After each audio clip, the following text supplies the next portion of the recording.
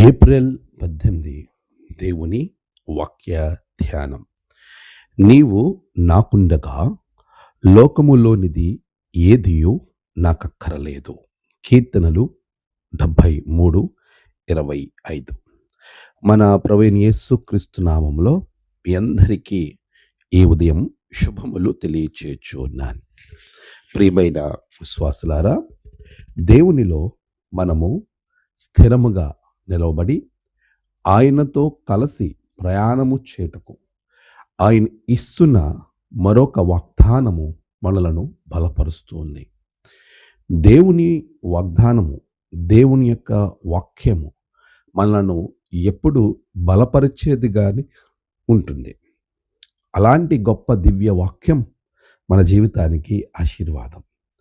అలాంటి వాగ్దానాలను మనం స్వతంత్రించుకోవడానికి దేవుని మాట ప్రకారంగా మన జీవితాలు ముందుకు వెళ్ళుటకు ఆయన తప్ప మనలను నడిపించేవాడు ఎవరూ లేరు.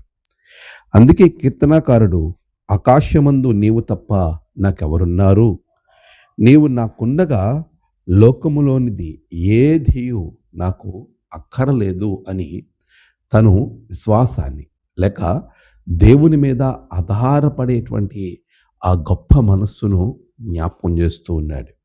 నిజమే, మనము దేవుణ్ణి తప్ప ఎవరిని అక్కరలోనికి తీసుకోవాల్సిన అవసరత లేనేలేదు. చాలాసార్లు మనము దేవుడిని అక్కరలోనికి తీసుకోకుండా మిగిలినవన్నీ కూడా అక్కరలోకి తీసుకుంటాం. ప్రభు మనతో మాట్లాడుతున్నాడు, మొదట నా నీతిని రాజ్యమును వెతకండి, అప్పుడు మీకు ఏం కావాలంటే అవన్నీ అనుగ్రహించబడతాయి అని ప్రభు చెప్పాడు కదా. చాలాసార్లు లోకం వైపు పరిగెడతాం కానీ దేవుణ్ణి మర్చిపోతాం. ఆయన తప్ప మనము ఈ లోకంలో ఎవరిని అక్కరలోనికి తీసుకుని రావాల్సిన అవసరత లేనేలేదు. నా నిమిత్తమై భూములైనను, ఇండ్లైనను, తల్లిదండ్రులైనను, అన్నదమ్ములైనను, అక్కచెల్లెళ్ళైనను విడిచిపెట్టని వాడు నా రాజ్యానికి పాత్రుడు కాడు అని వాక్యం చాలా స్పష్టంగా మాట్లాడుతుంది. అలాంటి గొప్ప మాటలను మన హృదయాల్లో స్థిరపరచుకుని దేవుని యొక్క వాక్యానికి లేక దేవునికి గొప్ప స్థానాన్ని ఇచ్చే వారంగా మనం ఉండాలి. అలా ఉన్నప్పుడు మన జీవితంలో ఉన్నతమైన ఆశీర్వాదాలు మనం పొందుకుంటాం. అలాంటి కృప ప్రభు మీకు అనుగ్రహించి నడిపించునుగాక. ఆమేన్. ప్రార్థన. సర్వోన్నతుడా, గొప్ప దేవా, మీకు వందనాలు. మా జీవితంలో నిన్ను మాత్రమే అక్కరలోనికి తెచ్చేవారంగా మమ్మల్ని ఉంచండి.